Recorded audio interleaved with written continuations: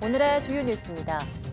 어제 하루 코로나19 신규 확진 환자가 26명이 추가돼 누적 환자가 13,771명으로 늘었습니다.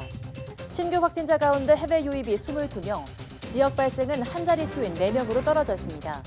사망자는 1명이 추가돼 누적 사망자는 296명으로 늘었습니다. 수도권 코로나19 환자 발생이 안정세를 보이면서 도서관과 박물관 등 수도권 공공시설이 순차적으로 운영을 재개합니다. 다만 입장 인원 제한과 전자출입 명부 등의 방역수칙을 따라야 하고 노래방 등 12개 고위험시설에 대한 방역수칙 의무화는 그대로 유지됩니다. 주한 미국 대사관이 지난 3월 코로나19 확산에 따라 중단했던 비자 발급 업무를 재개했습니다. 이번 비자 발급은 유학생이나 전문직 종사자, 학자 등의 교환 방문을 위한 FMJ 비자 등 비이민 비자에만 국한됩니다. 미국 코로나19 신규 확진 환자의 평균 연령이 15살이나 어려질 정도로 젊은 층이 코로나19 확산을 주도하고 있는 것으로 나타났습니다. 젊으면 코로나19에 잘 걸리지 않거나 걸리더라도 빨리 낫는다는 잘못된 생각으로 방역 수칙을 제대로 지키지 않기 때문이라는 분석입니다.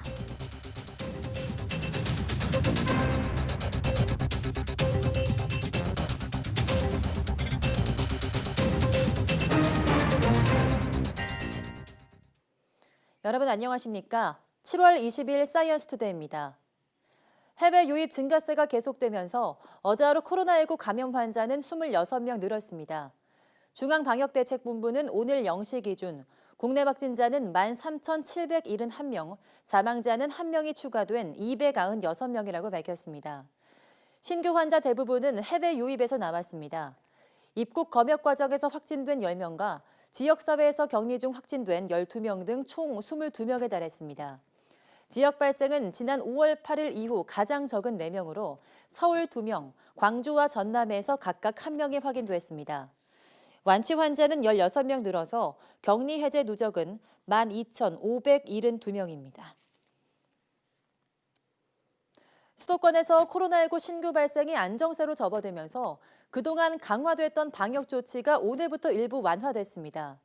도서관이나 미술관 등 공공시설이 제한적으로 운영을 시작하지만 유흥주점, 노래 연습장 등 고위험시설에 대한 집합 제한 조치는 계속 유지됩니다. 이정미 기자입니다. 부천 물류센터발 집단 감염이 확산하자 정부는 5월 29일 수도권을 중심으로 강화된 방역 조치를 시작했습니다. 공공시설 운영을 중단했고 나흘 뒤 유흥주점과 노래방 같은 고위험 시설에 집합 제한 조치를 내렸습니다. 6월 14일까지 약 2주간 수도권의 모든 부문에서 방역 관리를 강화하기로 하였습니다. 확산세는 꺾이지 않았습니다. 종교 모임, 방문 판매업체발 집단 감염까지 동시다발적으로 터져 강화된 방역 조치는 사실상 무기한 연장됐습니다. 그러나 애초 방역당국이 제시했던 관리 지표들이 개선되기 시작하면서 이번 주부터 일부 조치들이 완화됩니다. 정부는 최근 2주 수도권 하루 평균 확진 환자가 10명대를 유지하면서 안정세로 접어들었다고 판단했습니다. 전국적으로도 국내 확진자는 2주 전보다 10명 가까이 줄었습니다. 집단 발생도 감소했고 감염 경로를 파악하지 못한 이른바 깜깜이 환자도 7%대로 내려왔습니다. 공공시설 운영 중단으로 저소득층의 접근성만 훼손된다는 지적을 고려하여 수도권 방역 강화 조치를 조정하고자 합니다.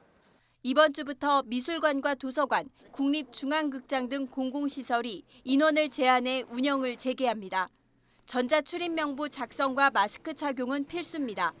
PC방이나 300인 미만 소형 학원의 방역수칙 의무화 여부도 지자체의 판단에 맡기기로 했습니다. 하지만 유흥주점이나 노래연습장 등 고위험 시설에 대한 집합 제한 조치는 그대로 유지됩니다.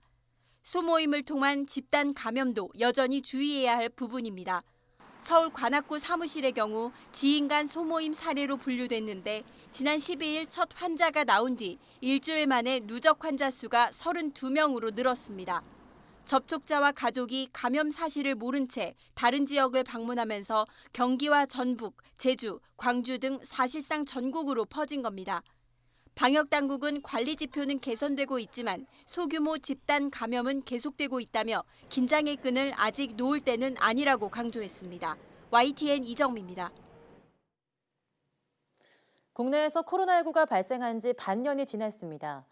대구 신천지, 서울 이태원 클럽발 집단 감염이 국내 발생 흐름의 변곡점이 됐고 최근엔 해외 유입 사례가 늘면서 좀 더 적극적인 대응이 요구되고 있습니다. 지난 6개월을 김승재 기자가 정리했습니다. 신종 코로나 바이러스 감염증 검사를 시행하여 오늘 아침 8시에 확진 환자로 확정을 하였습니다. 1월 20일 국내 첫 코로나19 환자가 발생했습니다. 중국 우한에서 온 관광객이었습니다. 조금씩 늘던 확진자는 2월 18일 대구 신천지 교인인 31번 환자가 나오면서 급반전됐습니다.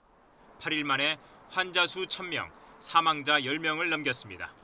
감염병 위기 경보 단계는 최고 단계인 심각으로 격상됐습니다. 3월 22일 1차 고강도 사회적 거리두기가 시작됐습니다. 강화된 사회적 거리두기를 성공적으로 이행하기 위하여 정부 차원에서 총력을 다하겠습니다. 매일 100명 안팎으로 나오던 신규 환자를 줄이기 위한 조치였습니다. 성적은 괜찮았지만 총선과 부활절 이동에 따른 감염 우려가 커 정부는 2차 시행을 결정했습니다. 이후 강도를 낮춰 생활 방역 체계로 전환하면서 내내 미뤄졌던 등교 수업도 본격화됐습니다. 그러나 5월 들어 이태원 클럽발 집단 감염이 또 대규모 전파를 일으켰습니다. 클럽과 물류센터, 노래방과 주점, 식당, 종교 모임 등을 매개로 N차 전파가 잇따랐고 역학조사는 발생 속도를 따라잡지 못할 정도가 됐습니다. 6월 들어선 수도권 방문 판매 업체발 집단 감염이 대전과 광주까지 이어져 빠르게 퍼져갔습니다. 수도권에 내려진 방역 강화 조치는 사실상 무기한 연장됐습니다. 빨라도 너무 빠른 확산 속도에 5월 이후 확진자들의 바이러스 염기 서열을 분석했더니 대구 신천지 때와는 다른 변종이 확인됐습니다. 지난달부터는 해외 유입도 급증하고 있습니다. 입국 후 확진율이 높은 6개국에 대해선 PCR 음성 확인서 제출이 의무화됐습니다.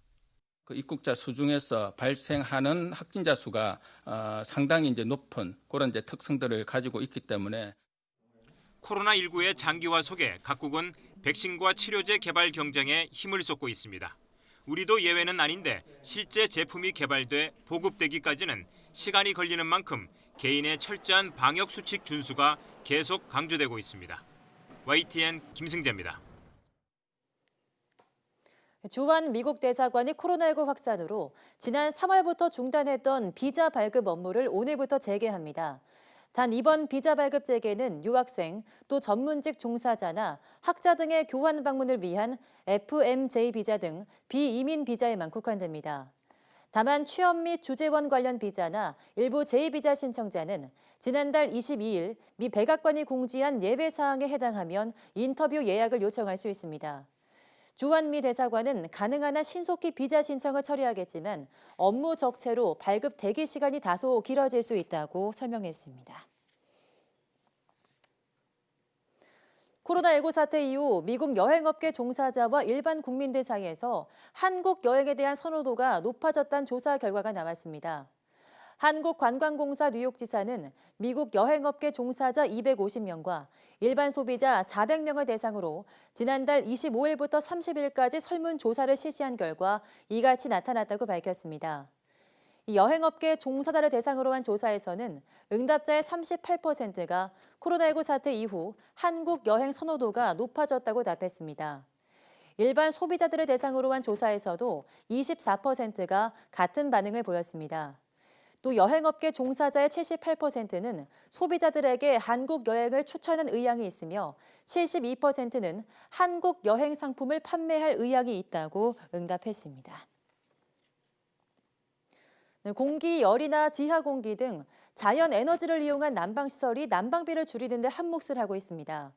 특히 화석 연료 사용량을 줄여서 온실가스 감축 등 환경 개선에도 도움이 되고 있습니다. 보도에 유종민 기자입니다. 서귀포에 있는 하우스 감귤 농가입니다. 본격적인 여름 하우스 감귤 출하철을 맞아 수확이 한창입니다. 농장 주인은 귀농 후 5년째 10,000제곱미터의 하우스 감귤 농사를 하고 있는 현민범 씨. 현 씨는 감귤 수입 외에 올해 처음 온실가스 감축으로 1,500만 원을 받을 예정입니다. 등유 대신 공기열을 활용한 난방 시스템을 도입해 약 500톤가량의 온실가스를 줄였기 때문입니다. 정부 시책에 힘입어 저도 이제 신청을 했던 부분이고요. 환경에 기여한다는 부분이나 제가 그걸로 인한 부수익이 생긴다는 점에서 상당히 만족을 하고 있습니다. 현 씨의 경우 난방비도 연간 8천만 원 정도 절감하고 있습니다. 뛰어난 난방비 절감 효과를 톡톡히 보고 있는 것입니다. 화학 연료 대비 80%, 전기 이용 대비 60%까지 줄일 수 있습니다. 하우스 실내 온도도 외부보다 최대 20도까지 높일 수 있습니다. 이 때문에 3년에서 5년이면 설치비를 회수할 수 있습니다. 동결 히트펌프 같은 경우는 냉매를 압축해서 하기 때문에 직접 가열하는 방식이 아니어서 열을 얻을 수 있고 그래서 고열기기로 사용할 수가 있습니다. 이 난방 시스템은 앞으로 농가에 본격적으로 공급될 예정입니다. 기후온난화는 우리 농업과 직결되는 문제입니다. 이걸 해결하기 위해서 에너지 절감 우수 기술을 확대 보급해서 온실가스는 줄이고 농가 소득은 향상되는 일에 최선의 힘을 다하겠습니다. 기존의 화학 연료를 대신해 자연 에너지를 활용한 난방 시스템. 농가의 난방비 절감은 물론 온실가스 감축으로 인한 판매 수익, 환경 개선에도 도움을 줄 것으로 기대되고 있습니다. YTN 유종민입니다.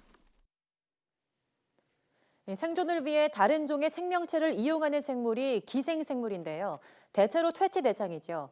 그런데 이런 기생생물이 의학과 농생물 분야에서 생물 자원으로 주목받고 있습니다. 김동우 기자가 보도합니다. 세계 최초이자 유일한 충북대 기생생물 자원은행입니다. 지난 2005년 설립된 이 자원은행은 5개 대륙 27개 연구기관과 연구인력 네트워크를 구축하고 있습니다. 전 세계 사람은 물론 야생동물과 가축 등으로부터 채집한 2만 개의 기생생물을 보유하고 있습니다. 대부분 숙주로부터 이득을 취하는 생명체로 퇴치 대상입니다. 하지만 자가 면역 질환 치료제 등 고부가가치 생물 자원으로 주목을 받게 됐습니다. 활용성이 굉장히 무한하다는 것을 알게 된 학자들이 여기에 붙어서 연구를 많이 하게 됐거든요. 이런 여러 가지 연구를 할 수 있는 그 자원을 제공할 수 있는 플랫폼을 만들려고 하는 그런 노력의 일환이라고. 충북대와 충북도 대한기생충학열대의학회가 기생생물자원 세계은행 구축을 위한 업무 협약을 체결하고 본격 연구에 나섰습니다.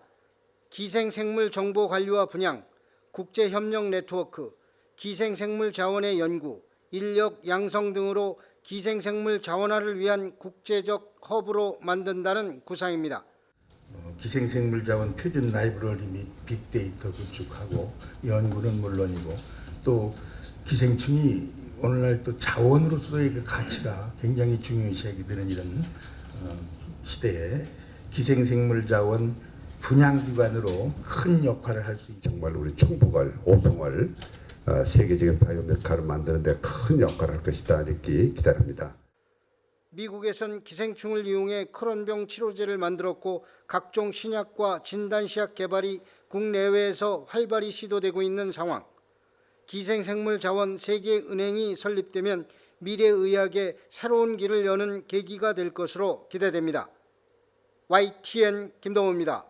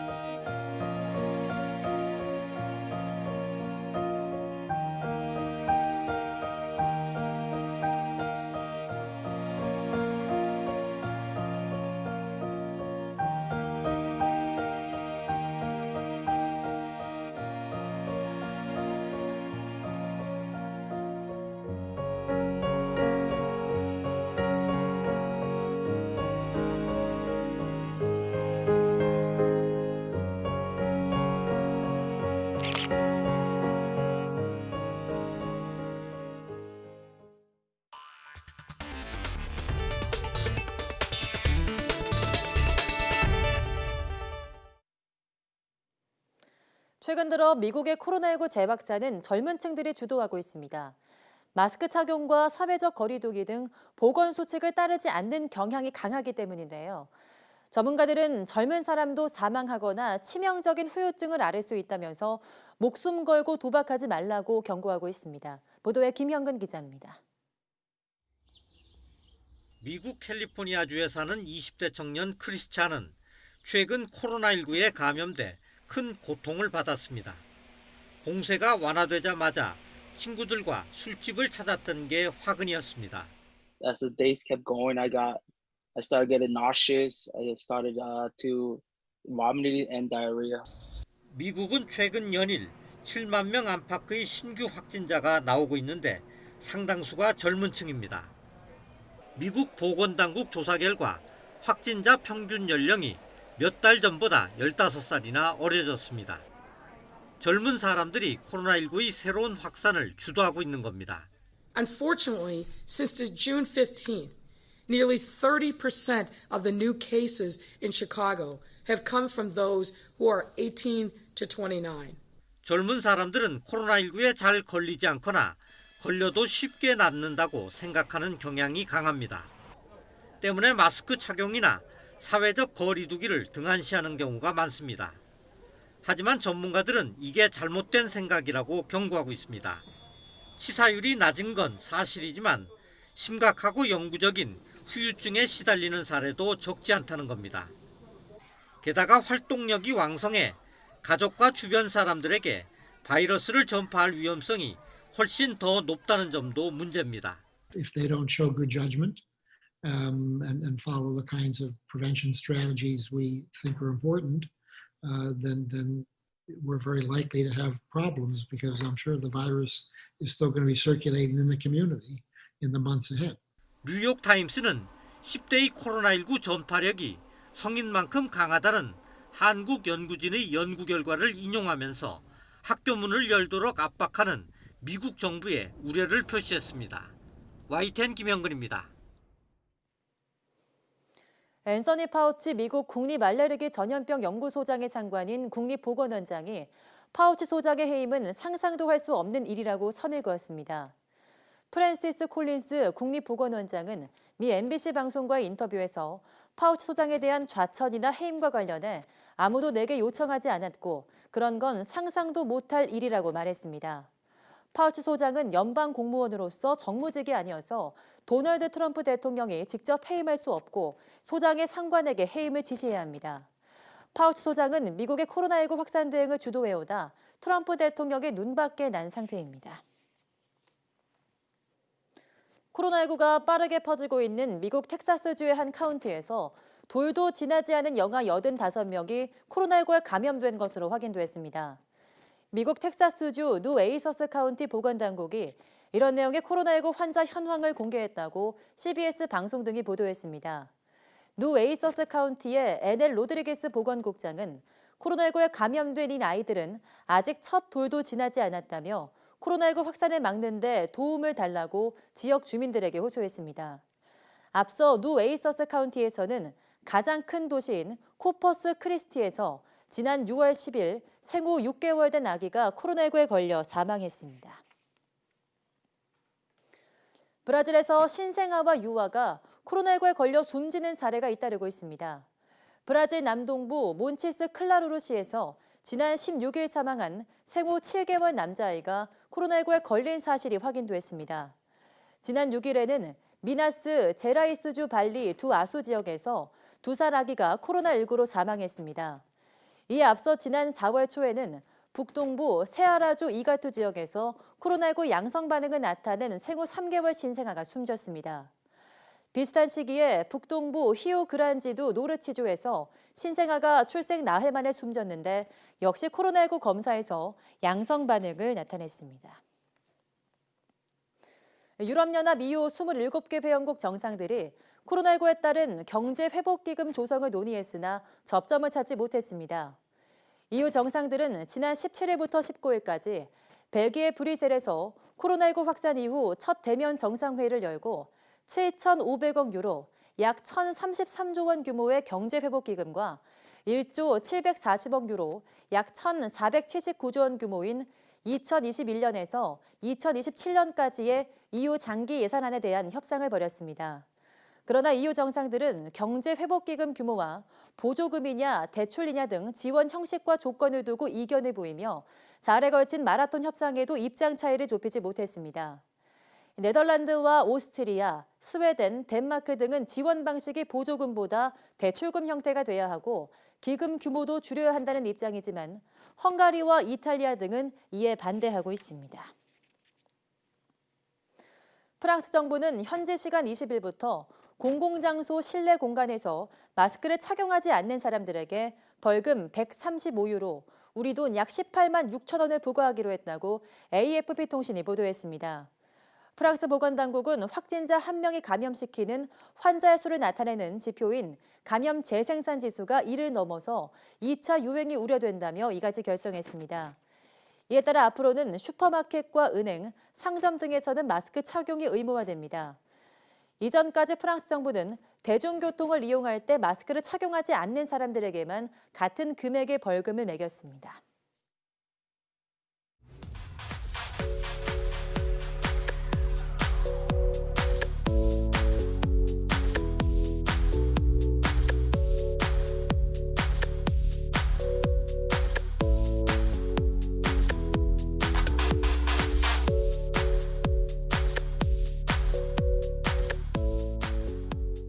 요즘 같은 장마철이면 감전 사고는 물론 낙뢰, 즉 벼락에 노출될 위험이 더 커집니다. 벼락 맞을 확률이라는 표현처럼 확률은 낮아도 한 번 사고가 발생하면 약 80%가 사망하기 때문에 각별한 주의가 필요한데요. 오늘 오후 사이언스 투데이 사이언스 119에서는 감전과 낙뢰 사고에 대해서 이야기 나눠보겠습니다. 오후도 많은 시청 바랍니다. 함께 해주신 여러분 고맙습니다.